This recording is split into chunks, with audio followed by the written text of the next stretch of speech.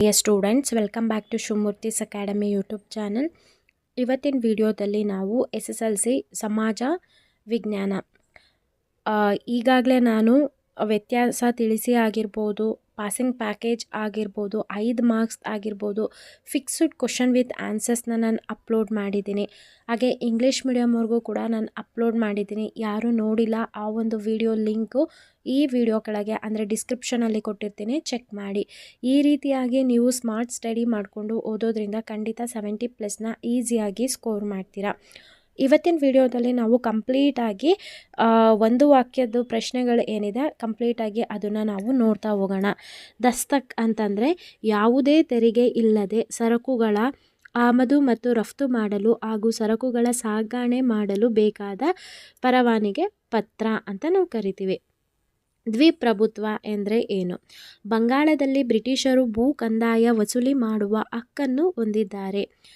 ನವಾಬನು ದೈನಂದಿನ ಆಡಳಿತ, ನ್ಯಾಯ ಮುಂತಾದ ಆಡಳಿತ ಕಾರ್ಯಗಳನ್ನು ನಿರ್ವಹಿಸುತ್ತಿದ್ದ ಈ ಪದ್ಧತಿಯನ್ನು ದ್ವಿಪ್ರಭುತ್ವ ಪದ್ಧತಿ ಎಂದು ಕರೆಯಲಾಗಿದೆ.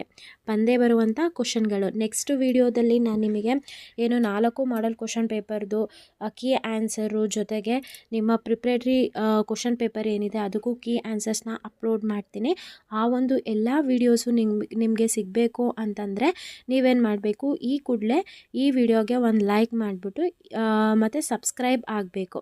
ಸಬ್ಸ್ಕ್ರೈಬ್ ಮಾಡಿಬಿಟ್ಟು ಜೊತೆಗೆ ಪಕ್ಕದಲ್ಲಿರುವ ಬೆಲ್ ಐಕನ್ನ ಕ್ಲಿಕ್ ಮಾಡಿ ಆಲ್ ನೋಟಿಫಿಕೇಷನ್ನ ಆನ್ ಮಾಡ್ಕೊಳ್ಳೋದ್ರಿಂದ ನಾನು ಅಪ್ಲೋಡ್ ಮಾಡೋ ಎಲ್ಲ ವೀಡಿಯೋಸು ನಿಮಗೆ ನೋಟಿಫಿಕೇಷನ್ ಮುಖಾಂತರ ಸಿಗುತ್ತೆ. ಹಾಗೆ ಯಾವುದೇ ವೀಡಿಯೋಸು ನಿಮಗೆ ಮಿಸ್ ಆಗೋದಿಲ್ಲ. ಸೊ ನಾನು ಸೋಷಿಯಲ್ ಸೈನ್ಸ್ಗೆ ಸಂಬಂಧಪಟ್ಟಂತೆ ಎಷ್ಟು ವೀಡಿಯೋಸ್ನ ಅಪ್ಲೋಡ್ ಮಾಡ್ತೀನಿ ಅಷ್ಟನ್ನು ನೀವು ತುಂಬ ಚೆನ್ನಾಗಿ ಪ್ರಿಪೇರ್ ಆದರೆ 80/80 ಸ್ಕೋರ್ ಮಾಡ್ಬೋದು, ಅಥವಾ 70+ ಅಂತೂ ನೀವು ಈಸಿಯಾಗಿ ಸ್ಕೋರ್ ಮಾಡ್ಬೋದು.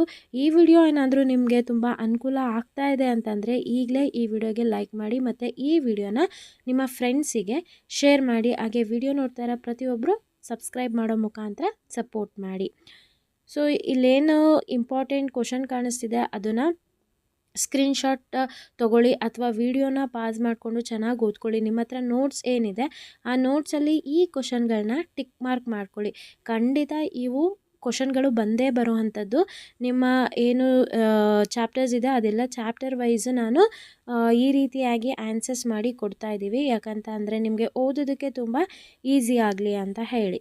ಸೊ ನೆಕ್ಸ್ಟ್ ವಿಡಿಯೋದಲ್ಲಿ ನಾನು ನಿಮಗೆ ಡಿಪಾರ್ಟ್ಮೆಂಟ್ ಕಡೆಯಿಂದ ಏನು 4 ಮಾಡೆಲ್ ಕ್ವಶನ್ ಪೇಪರ್ನ ಬಿಟ್ಟಿದ್ದಾರೆ ಆ 4 ಮಾಡೆಲ್ ಕ್ವಶನ್ ಪೇಪರ್ದು ನಾನು ಕೀ ಆನ್ಸರ್ಸ್ನ ಅಪ್ಲೋಡ್ ಮಾಡ್ತೀನಿ. ಅದನ್ನು ಕೂಡ ತುಂಬ ಚೆನ್ನಾಗಿ ಓದ್ಕೊಳ್ಳಿ. ಆ 4 ಮಾಡೆಲ್ ಕ್ವಶನ್ ಪೇಪರು ನಿಮ್ಮ ಎಕ್ಸಾಮಲ್ಲಿ ಬರೋ ಚಾನ್ಸಸ್ ತುಂಬ ಇರುತ್ತೆ ಅಂತ ಹೇಳ್ತಾ ಇರೋದು. ಹಾಗಿದ್ರೂ ತುಂಬ ಸ್ಟೂಡೆಂಟ್ಸು ಕಮೆಂಟ್ ಮಾಡ್ತೀರಾ, ಮ್ಯಾಮ್ ಬರೀ ನಾನು 4 ಮಾಡೆಲ್ ಕ್ವಶನ್ ಪೇಪರ್ ಓದ್ತೀನಿ ನಂಗೆ 70+ ಬರುತ್ತಾ ಅಂತ ಕೇಳಿದರೆ, ಸೊ ನಾವು ಹೇಳೋದಕ್ಕಾಗಲ್ಲ ಅದೇ ಮಾಡೆಲ್ ಕ್ವಶನ್ ಪೇಪರ್ ಬಂದರೂ ಬರ್ಬೋದು, ಬಂದರೆ ನಿಮ್ಮ ಲಕ್ಕು. ಅದಕ್ಕೆ ನಾನು ಇವಾಗ ನಿಮಗೆ ಸೆಕ್ಷನ್ ವೈಸು ನಾನು ಕೊಡ್ತಾ ಇರೋದು. 5 ಮಾರ್ಕ್ಸ್ದೇ ಸಪ್ರೇಟು, 1 ಮಾರ್ಕ್ಸ್ದೇ ಸಪ್ರೇಟು, ಈ ರೀತಿಯಾಗಿ ನೀವು ಓದ್ಕೊಳ್ಳೋದ್ರಿಂದ ಎಲ್ಲೂ ಕೂಡ ನಿಮಗೆ ಮಾರ್ಕ್ಸು ಕಳ್ಕೊಳ್ಳೋದಿಲ್ಲ. ಈ ರೀತಿಯಾಗಿ ಓದ್ಕೊಂಡು ನಂತರ ನೀವು ಮಾಡೋ ಕ್ವಶನ್ ಪೇಪರ್ ಓದಿದಾಗ ನಿಮಗೊಂದು ಕಾನ್ಫಿಡೆನ್ಸ್ ಬರುತ್ತೆ. ಯಾವುದೇ ಕ್ವಶನ್ ಕೊಟ್ಟರು ನಾನು ಅಟೆಂಡ್ ಮಾಡ್ತೀನಿ, ನನಗೆ ಔಟ್ ಆಫ್ ಔಟ್ ಬರುತ್ತೆ, ಇಲ್ಲ 70+ ಅಂತೂ ಈಸಿಯಾಗಿ ಬರುತ್ತೆ ಅನ್ನೋ ಒಂದು ಕಾನ್ಫಿಡೆನ್ಸು ನಿಮಗೆ ಹೆಚ್ಚಾಗುತ್ತೆ. ಐ ಹೋಪ್ ಈ ವಿಡಿಯೋ ನಿಮ್ಗೆ ಇನ್ಫಾರ್ಮೇಟಿವ್ ಆಗಿತ್ತು ಅನ್ಕೋತೀನಿ. ಇನ್ಫಾರ್ಮೇಟಿವ್ ಆಗಿತ್ತು ಅಂತಂದರೆ ಈಗಲೇ ಲೈಕ್ ಮಾಡಿ, ಹಾಗೆ ಸಬ್ಸ್ಕ್ರೈಬ್ ಆಗೋದನ್ನ ಮರಿಬೇಡಿ. ಯಾರೆಲ್ಲ ಚಾನಲ್ಗೆ ಸಬ್ಸ್ಕ್ರೈಬ್ ಆಗಿದ್ರೆ ಎಲ್ರಿಗೂ ಕೂಡ ನಾನು ಧನ್ಯವಾದ ಹೇಳೋದಕ್ಕೆ ಇಷ್ಟಪಡ್ತೀನಿ. Thank you.